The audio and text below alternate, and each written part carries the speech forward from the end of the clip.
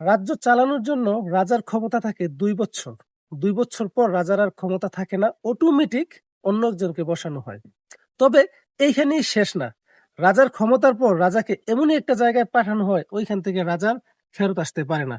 অর্থাৎ ওই জায়গাটাই রাজার শেষ পরিণতি ঘটে, ওই জায়গাতেই ওইখানেই রাজা মৃত্যুবরণ করে। আজকে এমনই একটি রাজ্যের গল্প আপনাদেরকে শোনাবো। সেই গল্পটা যদি শুনতে পারেন, আপনার জীবনের অনেক পরিবর্তন ঘটবে। অবশ্যই গল্পটা শুনবেন। ইনশাআল্লাহ আপনার জীবনের ভালো একটা পরিবর্তন ঘটবে।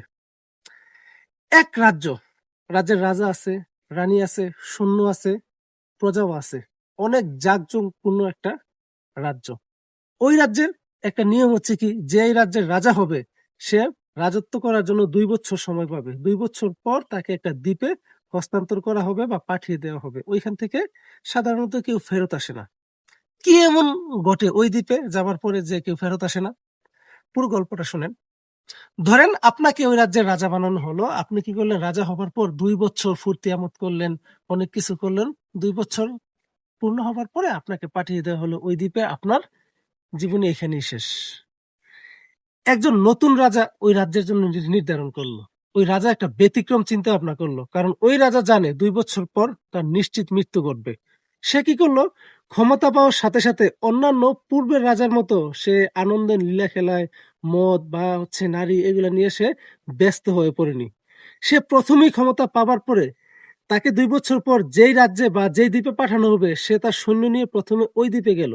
গিয়ে দেখলো ওই দ্বীপের এক বিস্ময়কর কিছু। কারণ ওই দ্বীপে মানুষের মাথার খুলি বা অন্যান্য রাজা যারা গেছে, এখন পর্যন্ত যত মানুষ গেছে তাদের কঙ্কাল। তখন ওই রাজা সিদ্ধান্ত নিল কি, না, আমাকে যেহেতু ২ বছর পর এখানে পাঠানো হবে, আমি আগে থেকেই এখানে থাকার একটা প্রিপারেশন নিয়ে নিই।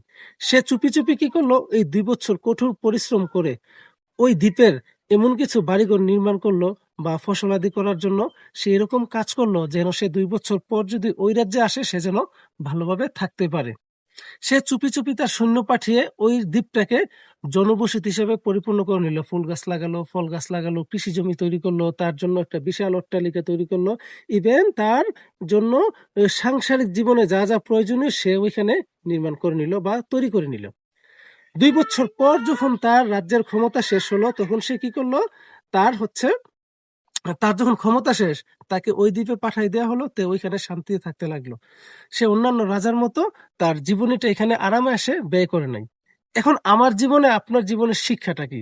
দেখেন ভাই, আমরা যারা এই দুনিয়াতে আছি, আমরা এই দুনিয়া নিয়েই পড়ে থাকি। আমরা কখনো মৃত্যুর পরে আমাদের জীবনে কি ঘটবে সেটা নিয়ে চিন্তা করি না, সেটা নিয়ে ভাবি না। এই কারণে আমাদের কি হয়? আমাদেরকে সাথে সাথে জাহান্নামে প্রেরণ করা হয়।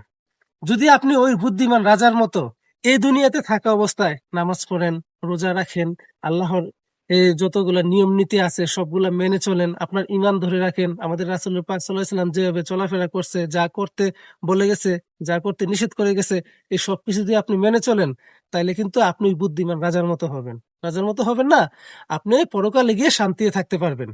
আমাদের শিক্ষাটা এটাই, এই দুনিয়াতে আপনি যতদিন থাকবেন, থাকা অবস্থায় অবশ্যই আপনি পরকালের ঘরটাকে নির্মাণ করবেন। পরকালের ঘরটাকে আপনি দুনিয়াতে থাকা অবস্থায় নির্মাণ করে নিতে হবে। যদি এই কাজটা আপনি না করেন, আপনি কিন্তু ওই আগের রাজার মতো হবেন। আপনাকে ওই দ্বীপে পাঠানো হবে, ওই দ্বীপ থেকে আপনি আর ফেরত আসতে পারবেন না, বা ওই দ্বীপে যত পশু পাখি, হিংস্র পশু পাখি আছে ওদের কবলে আপনি পড়ে যাবেন। তো ভাই, অবশ্যই এই দুনিয়ার সময়টা কাজে লাগান। সবচেয়ে বড় কথা হচ্ছে রমজান মাস আসছে, এই রমজান মাসটা কাজে লাগান। অবশ্যই আপনার ভবিষ্যৎটা ভালো হবে, ইহকাল পরকাল ২ টাই আপনার জন্য শান্তি হবে।